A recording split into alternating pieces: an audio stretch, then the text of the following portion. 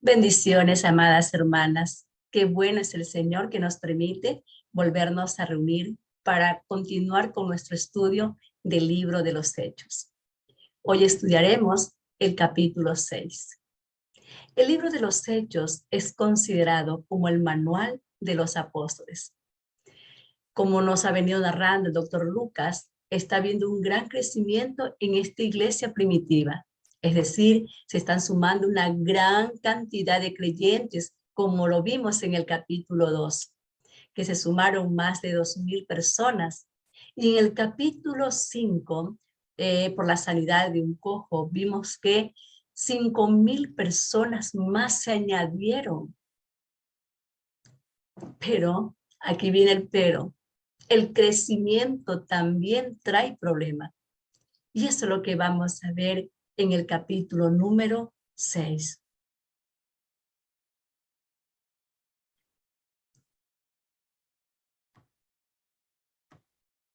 Hechos 6, verso 1 dice, en aquellos días, como creciera el número de los discípulos, hubo murmuración de los griegos contra los hebreos, de que las viudas de aquellos eran desatendidas en la distribución diaria. Aquí podemos ver que surge una multiplicación. Dice, como creciera el número de los discípulos, ¿sí? La comunidad comenzó a crecer, se comenzó a multiplicar, pero surge algo muy, pero muy malo. Y eso fue la murmuración. Surge la murmuración. Los griegos se estaban quejando de que los hebreos estaban desatendiendo a sus viudas. Entonces comenzó a haber problemas, pero el crecimiento no es malo, todo lo contrario, es muy bueno, es lindo, es hermoso que crezca una comunidad, que los hermanos se multipliquen, que se añadan nuevas familias, eso es glorioso. Pero también cuando hay crecimiento inmediatamente surgen las complicaciones, enseguida hay problemas. Y eso es lo que estamos viendo aquí en el versículo número 1. Dice que como creciera el número de los discípulos, hubo murmuración. En este capítulo 6 vamos a ver 3 problemas que surgen de la multiplicación. Aquí, ¿cuál fue el problema? El problema fue que comenzó a haber discriminación. Dice que los hebreos, ¿sí?, estaban desatendiendo a las viudas griegas. Entonces comenzó a haber la discriminación. Y eso es tremendo porque fue dentro de la misma comunidad. Los judíos hebreos estaban discriminando a los griegos. Los griegos estaban quejando de que los judíos hebreos estaban discriminando a sus viudas. Entonces, ¿cuál fue el problema? El problema fue la discriminación. La discriminación a consecuencia de ella, ¿qué surgió? Surgió la murmuración. ¿Por qué? Porque los griegos dijeron, ¿cómo es esto? A las viudas hebreas las atienden muy bien, le dan su distribución diaria, pero a nuestras viudas no le están dando lo que le dan a las otras. Entonces, de ahí surge la murmuración. Veamos entonces quiénes eran un poquito, vamos a ver quiénes eran los griegos y quiénes eran los hebreos, o sea, los judíos griegos y los judíos hebreos. Al igual que hoy, pues los judíos saduceos, tanto los fariseos, saduceos, los esenios, diferentes partidos basados en sectas, grupos religiosos, pero también basados en educación, en cultura. También estaban los judíos israelitas, nacidos en Israel, y los judíos de la diáspora, nacidos fuera de Israel. Igual que en nuestros tiempos, lo que ahora está pasando con los judíos de israelí que viven dentro de Israel y los judíos que viven fuera de Israel. Los judíos que provienen de diferentes regiones, como los judíos sefardíes, los judíos chequeradín y los judíos etíopes y muchos más. Según los comentarios, dicen que hay ciertas rivalidades entre ellos, es decir, hay discriminación y unas formas diferentes de pensar, diferente de ver las cosas. Lo mismo pasa en el ámbito cristiano hoy en día.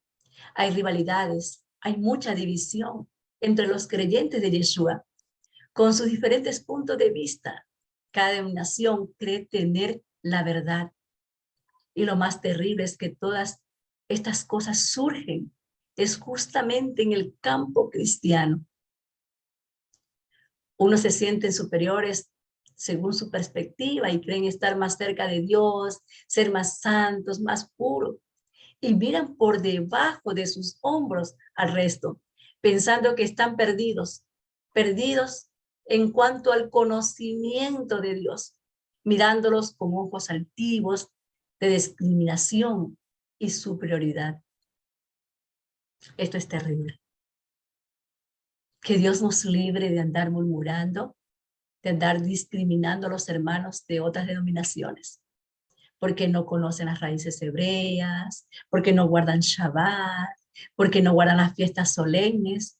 Que Dios nos libre, que Dios nos libre de andar criticando, de andar discriminando, de andar juzgando, como nos dice el apóstol Pablo en Romanos capítulo 14, verso 4.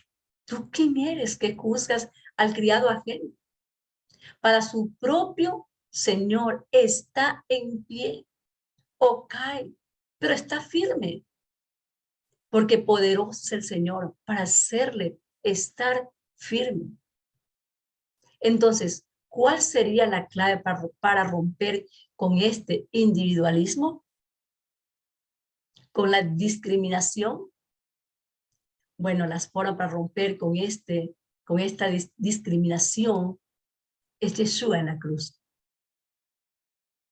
La pregunta es para ustedes, mujeres de oración, mujeres que estamos aquí conectadas, mujeres que el Padre nos ha traído a los pies de Yeshua, ¿sí?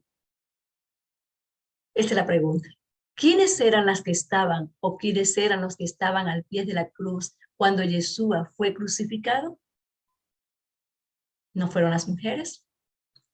Sí, fueron las mujeres. Tal vez ellas no tenían tanta información como los discípulos, porque los discípulos tenían una información impresionante, ya que Yeshua mismo era su maestro y les revelaba todo lo que el Padre les dijo. Le dijo que hablara como vemos aquí, que dice en Juan capítulo 12, verso 49. Porque yo no he hablado por mi propia cuenta. El Padre que me envió, Él me dio mandamiento de lo que he de decir y de lo que he de hablar. Es decir, los discípulos estaban bien instruidos directamente de la Torá viviente de Yeshua y conocían muy bien el mandamiento de amar al prójimo. La otra pregunta, ¿quiénes fueron los que terminando el Shabbat fueron al sepulcro donde había sido puesto el cuerpo del Mesías para terminar de ungirlo? Las mujeres. Sí, las mujeres que por amor y gratitud fueron al sepulcro. Y dice Juan capítulo 20 que aún era oscuro cuando ellas fueron. Resumiendo, Juan capítulo 20 del 1 al 18 dice, María Magdalena fue de mañana siendo aún oscuro al sepulcro y vio quitada la piedra del sepulcro. Entonces corrió y fue a decirle a Pedro y a Juan, ¿dónde estaban Pedro y Juan? ¿Dónde estaban los discípulos? En la casa. Estaban reunidos. Entonces ellas fueron a Pedro y a Juan y le dijeron que se habían llevado el cuerpo de Yeshua. Entonces los discípulos fueron y comprobaron que el cuerpo de Yeshua de verdad no estaba.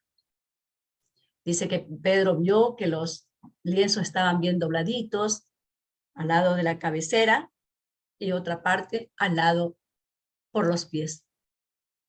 Pero ¿qué hicieron después los discípulos? Dice la palabra que volvieron a los suyos, es decir, regresaron a casa. ¿Quiénes fueron las que se quedaron en el sepulcro? Las mujeres. Dice, pero María se quedó ahí llorando junto al sepulcro. Y luego vio a dos ángeles con vestiduras blancas que preguntan, mujer, ¿por qué lloras? Le dijo, porque se han llevado a mi Señor y no sé dónde le han puesto. Luego vio a Jesús que estaba allí, mas no sabía que era Jesús. Jesús le dijo, mujer, ¿por qué lloras?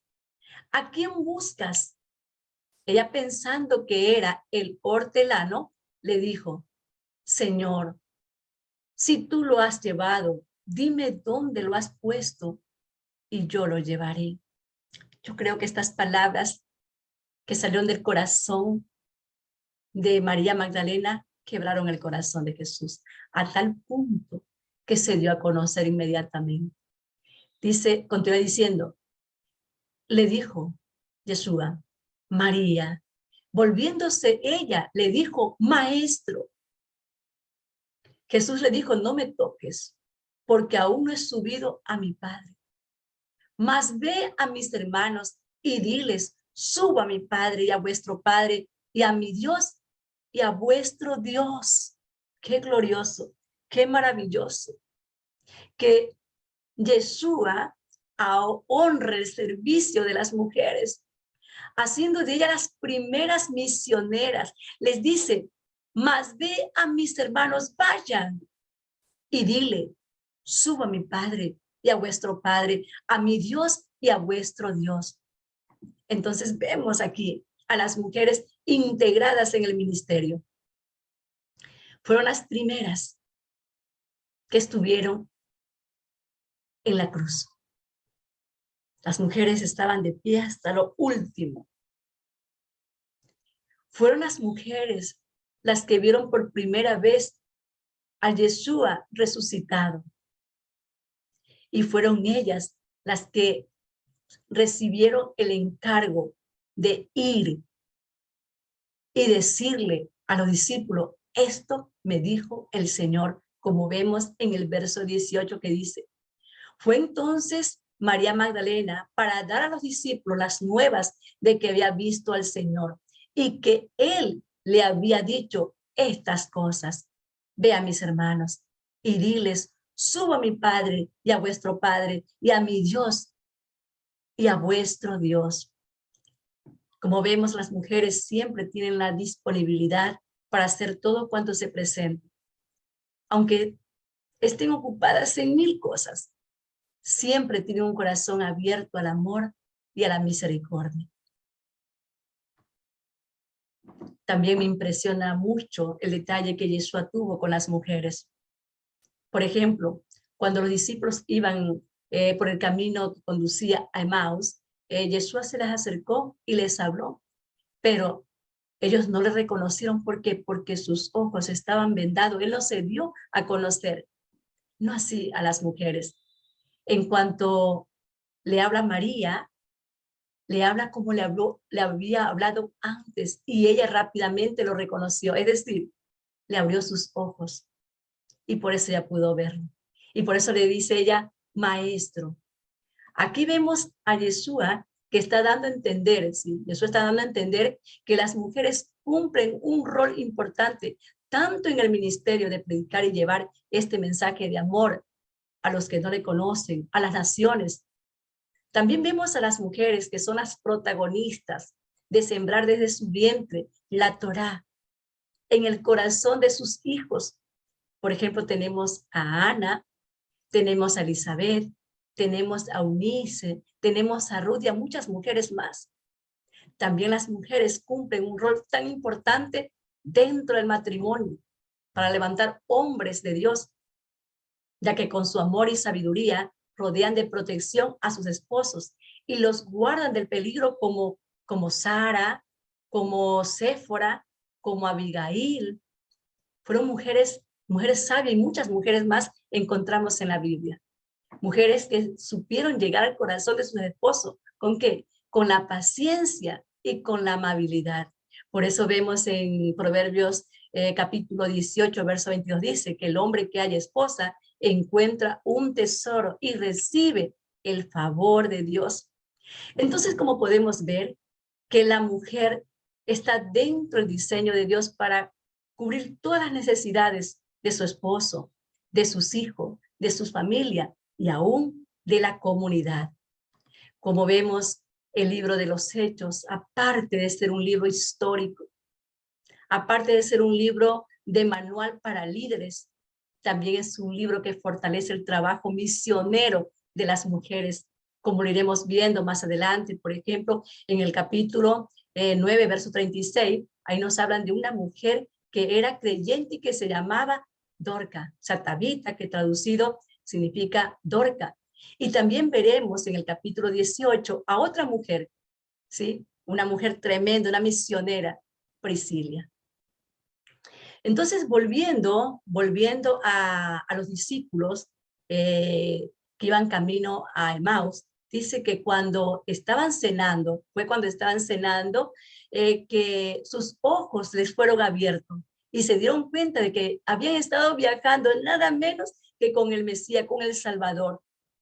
Y esto lo vemos en el libro de Lucas, capítulo 24, pero antes no. El Señor no se había dado a conocer a ellos. En cambio, a las mujeres se dio a conocer. Qué maravilloso, qué lindo detalle de nuestro amado Mesías con las mujeres. Dice, verso 1, continuamos. Dice, como crecía el número de los discípulos, hubo murmuración de los griegos contra los hebreos, de que las viudas de aquellos eran desatendidas en la distribución diaria. Es decir, toda comunidad tiene un sistema social de ayuda a los pobres, a los necesitados, a los huérfanos, a las viudas de la comunidad. Es decir, a los más pobres, siempre en la comunidad hay esa ayuda para ellos. Pero también vemos aquí al apóstol Pablo, si lo vemos dándole consejos a Timoteo de cómo debe él trabajar sobre esta situación. Y le dice que a las viudas mayores de 60 años, que no tenga quien las ayude, a esas las ponga en la lista, ya que la comunidad no es una junta de beneficencia pública. Aquí el apóstol Pablo enseña que la comunidad es ayudar a las personas que realmente lo necesitan, como lo vemos aquí en el libro de Timoteo, 1 Timoteo capítulo 5, verso 9, que le dice Pablo a Timoteo: sea puesta en la lista solo la viuda no menor de 60 años. Este era un requisito, menor de 60 años, que no tuviera familia, que fuera realmente desamparada. A esa viuda era la que tenía que ponerla en la lista. Verso 16, si algún creyente o alguna creyente tiene viudas, que las mantengan y no sea grabada la iglesia a fin de que haya lo suficiente para las que en verdad son viudas. Porque si alguno no provee para los suyos y mayormente para los de su casa, ha negado la fe y es peor que un incrédulo. Tremendo, ¿verdad? Aquí en esta comunidad hay un problema serio, ¿sí? Los griegos se están quejando de que sus viudas no sean atendidas, o sea, no están siendo atendidas. Y esos rumores llegaron a los apóstoles, llegaron a los oídos de los apóstoles.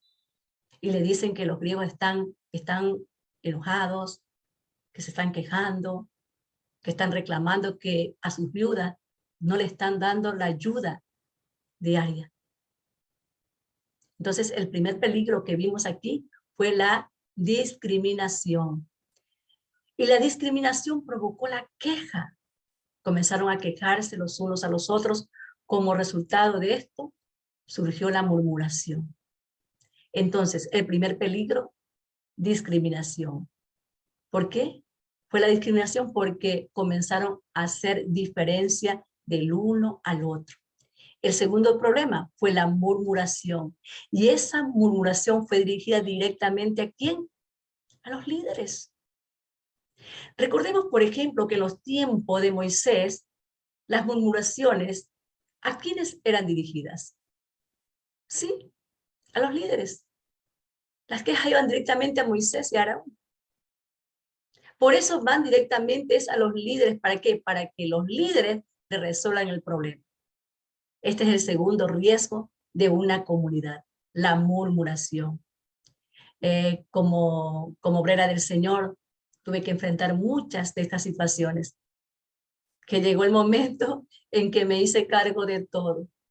Era como el hombre orquesta, hacía todo en la iglesia. O sea, tomé la carga sobre mis hombros por causa de estas situaciones. Quería evitar todas estas situaciones que se vuelven complicadas y que golpean a la comunidad. Pero después me di cuenta que no estaba haciendo lo correcto. ¿Por qué? Porque estaba tan cansada, estaba agobiada. Era una Marta afanada entre tantas cosas, ¿sí? Que había hasta descuidado estar más tiempo con Yeshua, más tiempo con su palabra. ¿Por qué? Por preocuparme por los problemas de los hermanos. Y ahora estudiando este capítulo, veo cuál fue la actitud de los discípulos. Dice que aquí en el verso 2, entonces los 12 convocaron a la multitud de los discípulos, es decir, se reunieron los 12 apóstoles y luego convocaron a la multitud y dijeron, no es justo que nosotros dejemos la palabra de Dios para servir a las mesas. No es justo. No es justo.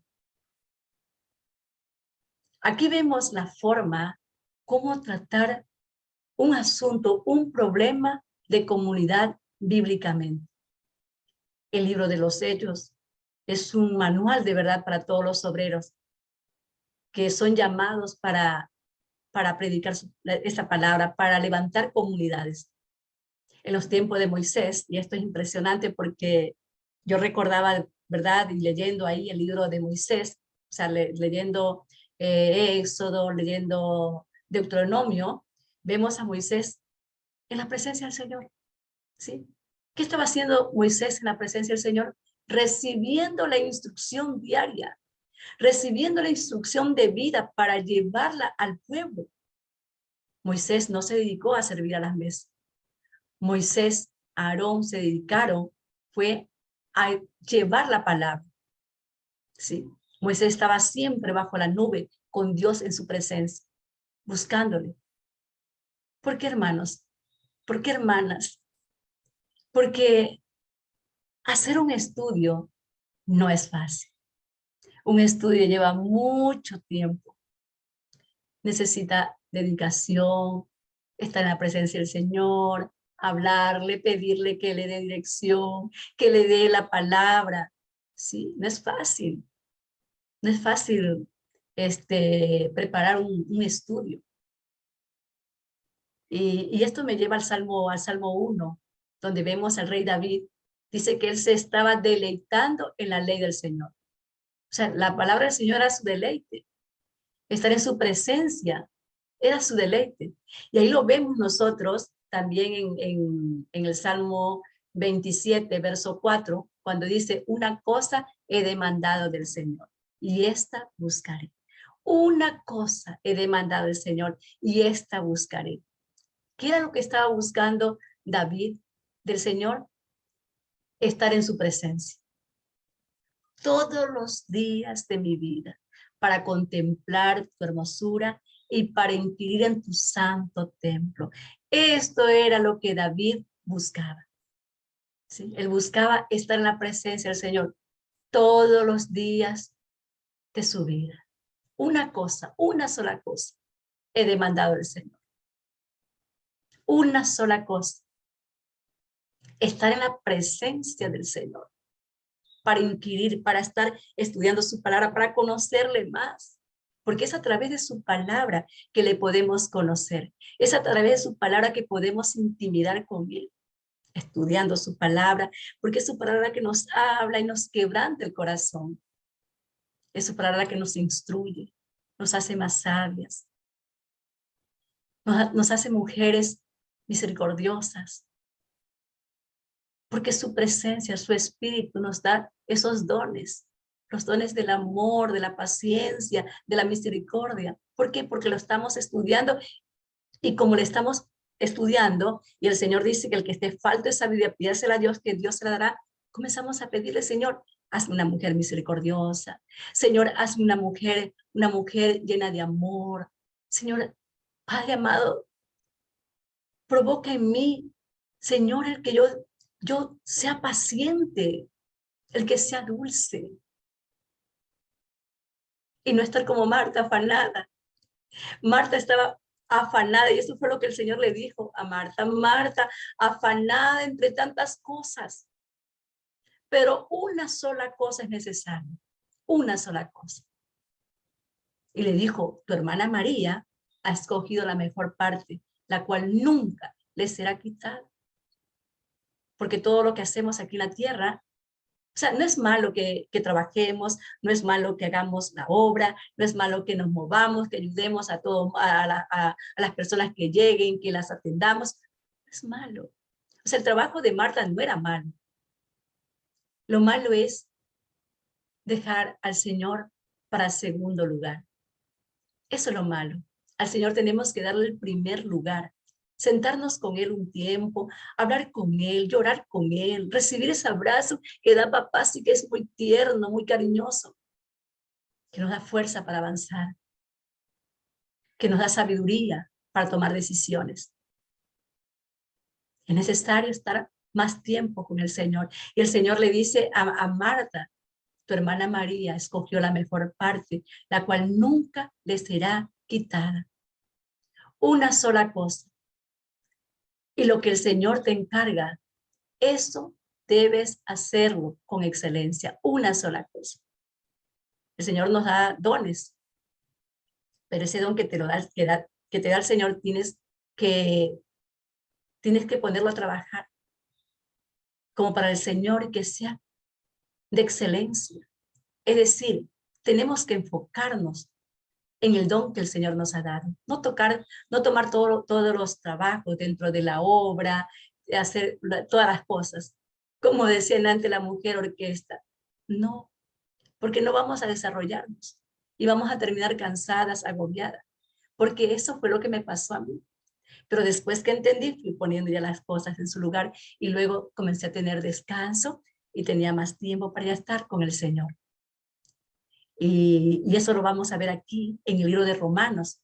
El libro de Romanos nos va a enseñar, nos va a mostrar cómo es que Dios quiere que nosotros nos enfoquemos, ¿sí? ¿A qué debemos enfocarnos? Él nos va a decir todo aquí en el Romanos capítulo 12. Verso 1 dice, así que hermanos, os ruego por la misericordia de Dios que presentéis vuestros cuerpos en sacrificio vivo, santo, agradable a Dios, que es vuestro culto racional. Aquí comienza el enfoque. Primer paso. Primer paso es que presentéis vuestros cuerpos en sacrificio vivo, santo, agradable a Dios, que es vuestro culto racional. En los tiempos antiguos se presentaban las ofrendas del todo quemada, si era un becerrito, si era una ovejita, si eran los granos, tenía que ser quemado totalmente y luego subía un olor grato a Dios. Y esto me conecta con María cuando Yeshua fue a la aldea a visitar a sus amigos, a Marta, a Lázaro y María. ¿Sí? Dice que María tomó un frasco con casi medio litro de un costoso perfume preparado con esencia de nardo y le ungió los pies a Jesús y los secó con sus cabellos. Y dice que la casa se llenó de esa fragancia del perfume Es decir, subió olor grato a la presencia del Señor. María, podemos ver que se presentó en sacrificio vivo, santo, agradable a Dios. Dice que el costo del perfume valía el salario de un año. Pero ¿por qué María presentó un sacrificio tan hermoso, tan agradable a Dios? ¿Sabe por qué? Porque ella pasaba a los pies del Mesías, escuchándolo, escuchando su palabra, su obra. Y cuando entendemos la obra de Dios en nuestras vidas, cuando entendemos que lo que Él hizo, nosotros nunca lo vamos a poder pagar por más de lo que hagamos, es ahí cuando nuestro corazón se presenta delante del Señor como un sacrificio vivo, santo, agradable a Dios. Hasta el punto que el Señor lo dijo. De cierto os digo que donde quiera que se predique este evangelio, en todo el mundo, también se contará lo que ésta ha hecho para memoria de ella. Lo que hizo María fue tan agradable a Dios que por eso ahora nosotras estamos escuchando, porque el Señor dijo que donde quiera que se predicara este evangelio, se haría memoria de lo que ella hizo. Entonces, María tenía un solo don, y el don era de escuchar, y María lo puso por obra. En todo el mundo, dijo el Señor, se contará lo que ella hizo para memoria de ella. Entonces, ¿qué nos está pidiendo el Señor? Que entreguemos todos nuestros dones.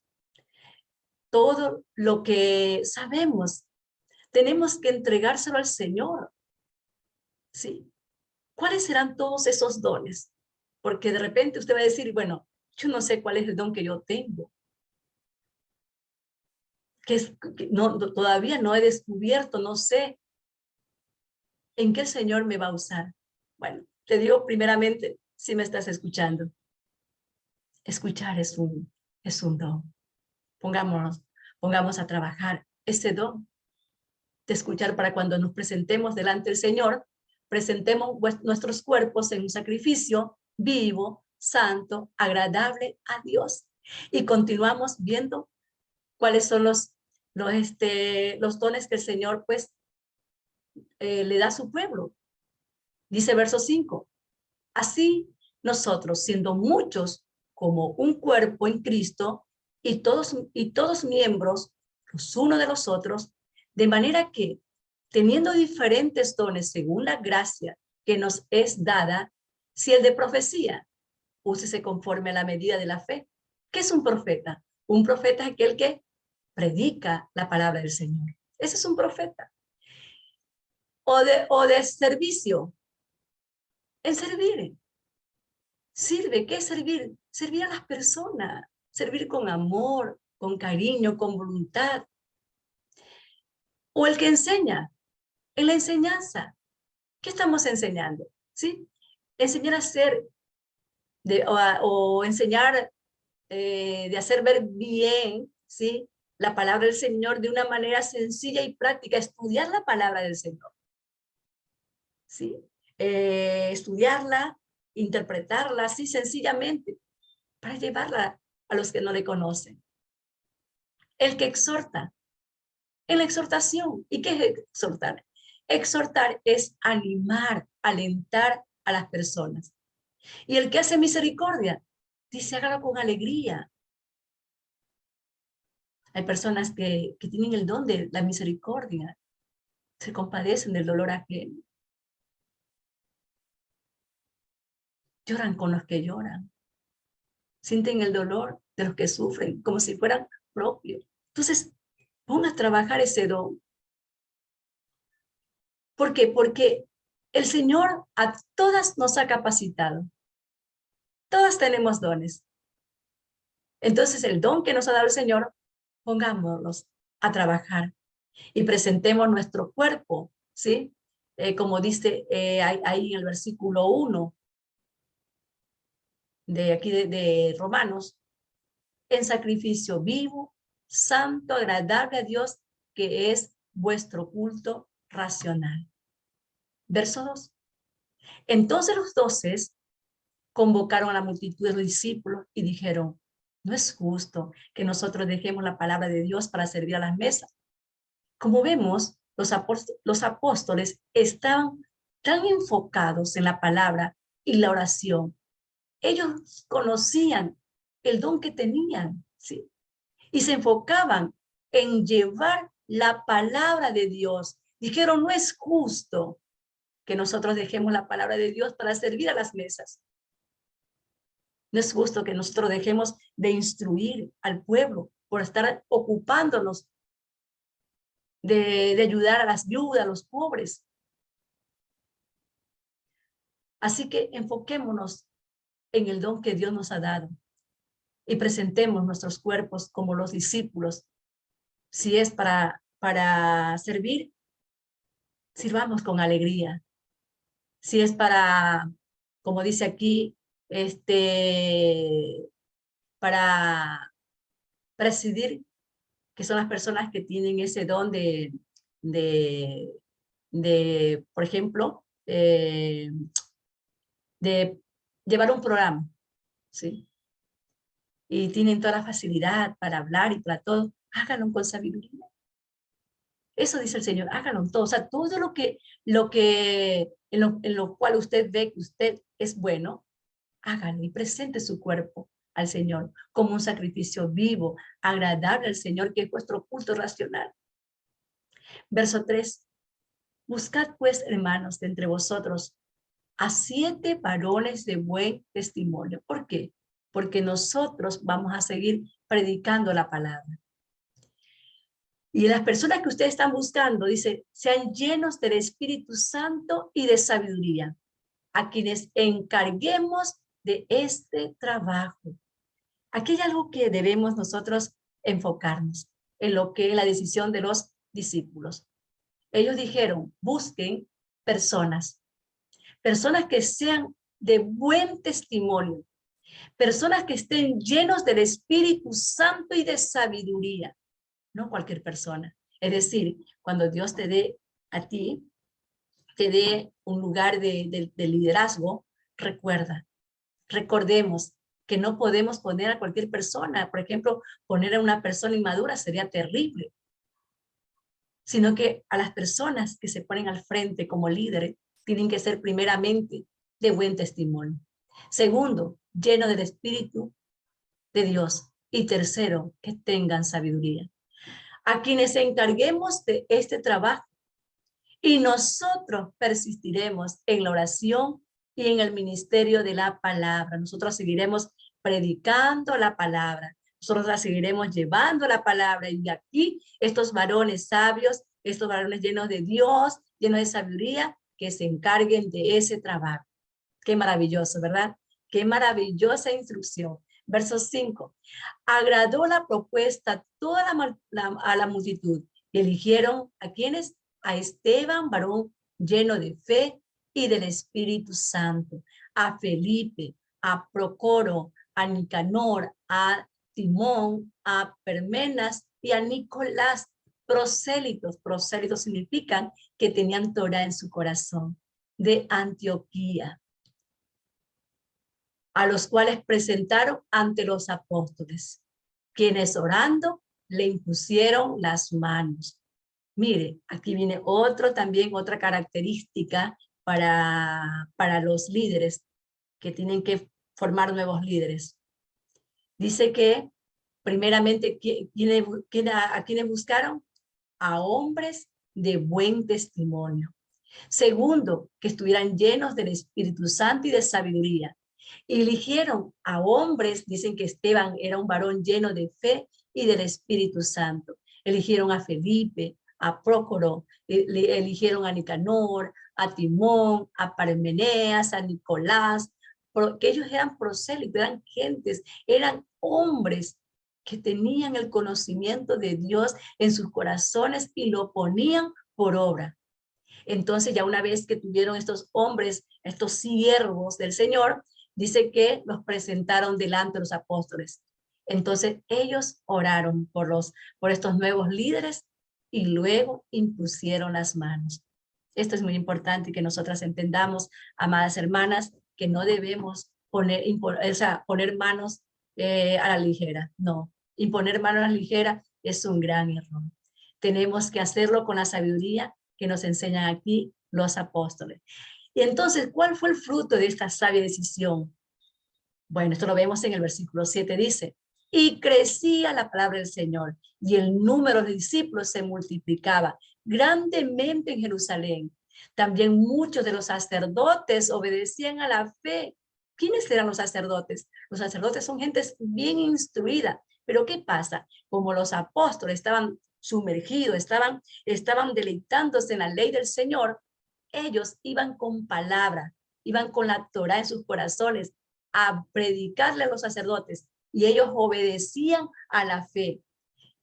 Verso 8, y Esteban lleno de gracia y de poder hacía grandes prodigios y señales entre el pueblo. Imagínense aquí a Esteban. Dice que Esteban estaba lleno de gracia y de poder y comenzó a hacer grandes señales y prodigios entre el pueblo.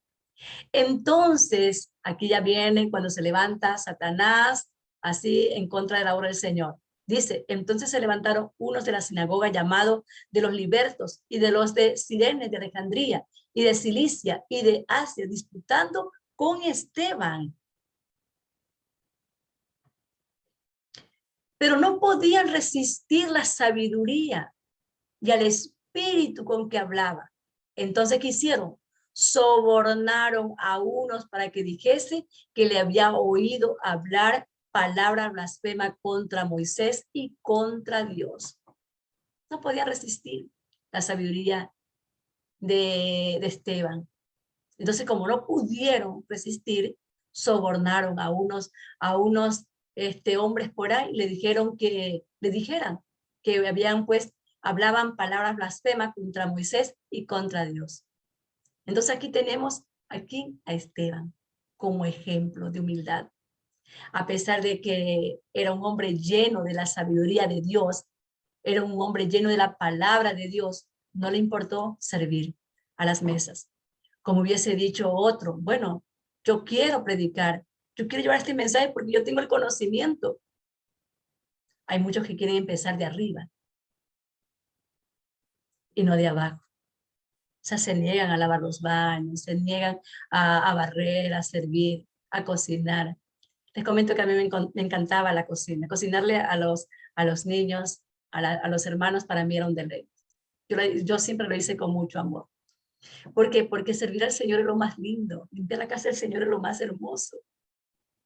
Entonces, no debemos menospreciar el trabajo del servicio del Señor, por muy humilde, por muy sencillo que sea. ¿Por qué? Porque después de eso, después de la humildad, cuando Dios ve tu humildad, es cuando Dios te va a exaltar.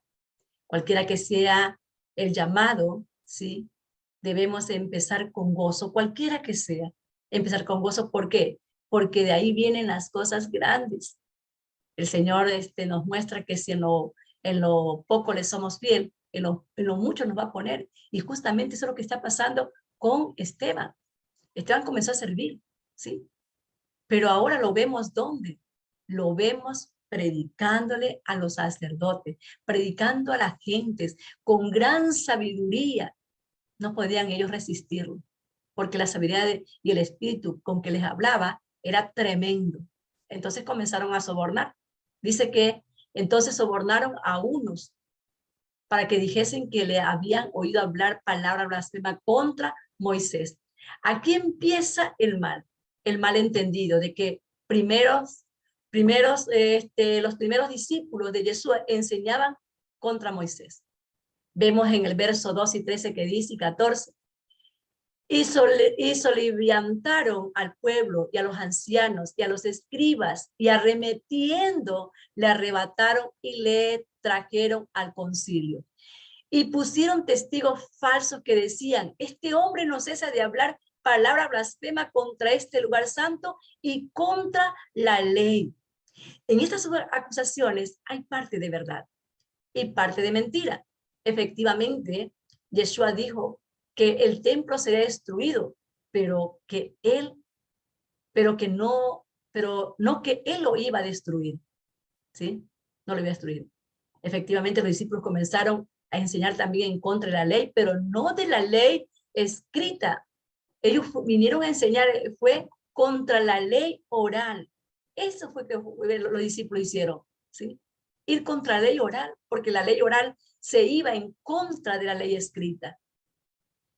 Vemos en el verso 14 que dice, pues le hemos oído decir que ese Jesús de Nazaret destruirá este lugar y cambiará la costumbre que nos dio Moisés. Así que podemos ver aquí que estas gentes comienzan a hablar, ¿sí? Comienzan a levantar falso contra los discípulos, aunque los discípulos, ¿sí? Estaban enseñando, era la ley escrita, ¿sí? Los discípulos estaban echando abajo la ley oral, la que estaba por encima de la ley escrita, porque como hemos estudiado en el curso básico, la ley oral no es que sea mala. ¿Cuándo se vuelve mala la ley oral? Cuando se va por encima de la ley escrita. Ahí es que se convierte en malo, ¿sí? Mientras se mantenga la ley escrita, esté por encima de todo, todo está bien. Entonces, el verso 14 dice, aquí vamos terminando, ¿sí? Verso 14, dice, entonces todos los que estaban sentados en el concilio, ¿sí? Todos ahí sentados porque se lo habían llevado a Esteban, lo tenían ahí, ¿sí? Al fijar los ojos en él, vieron su rostro como el rostro de un ángel. Tremendo, ¿verdad? Dice que cuando pusieron la mirada sobre Esteban, su rostro brillaba como el rostro de un ángel. Preocupémonos de que nuestros rostros brillen cuando estemos predicando la palabra del Señor. Que nuestros rostros brillen como el rostro de un ángel. Porque esto fue lo que ellos vieron cuando lo llevaron a Esteban. Así que hasta aquí vamos a quedar con este capítulo 6, donde hemos recibido una instrucción maravillosa del Padre, ¿sí? Y preparémonos para escuchar en el capítulo 7 una de las mejores presentaciones del Evangelio al pueblo de Israel. ¿Por medio de quién? Por medio de este hombre, Esteban, un hombre lleno del Espíritu de Dios, que al fijar los ojos, todas estas gentes que estaban en el concilio, vieron que su rostro era como el rostro de un ángel. Este es uno de los estudios bíblicos jamás dado, el cual hace o trae una gran bendición, porque nos puede servir de apoyo cuando tengamos la oportunidad de presentar nuestra fe. Sobre todo ante el hermano mayor, ante los representantes del pueblo judío.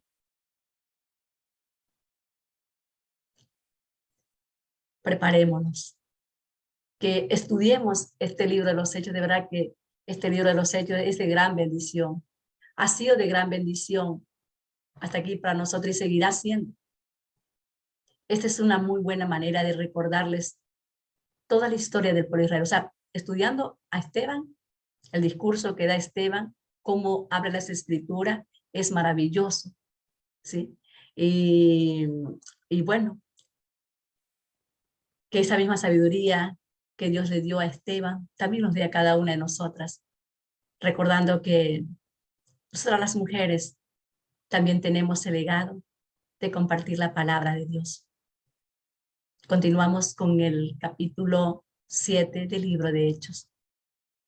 Vamos a orar, amadas hermanas, por esta enseñanza. Padre Dios Todopoderoso, te damos gracias en este día por tu palabra, Señor, por tu palabra que ha llegado a nuestros corazones, oh Dios, por esta palabra que nos alienta, que nos fortalece a seguir adelante, sabiendo, Padre, que Si estamos aquí, este grupo de mujeres, es porque usted tiene un ministerio para con nosotras. Tiene un propósito. Ayúdenos, Señor, a enfocarnos en el don que usted nos ha dado. Permita, Señor, que a través de su espíritu, a través de la sabiduría que está en tu palabra, nosotras podamos ver cuál es ese don. Y así como María, lo pongamos por obra.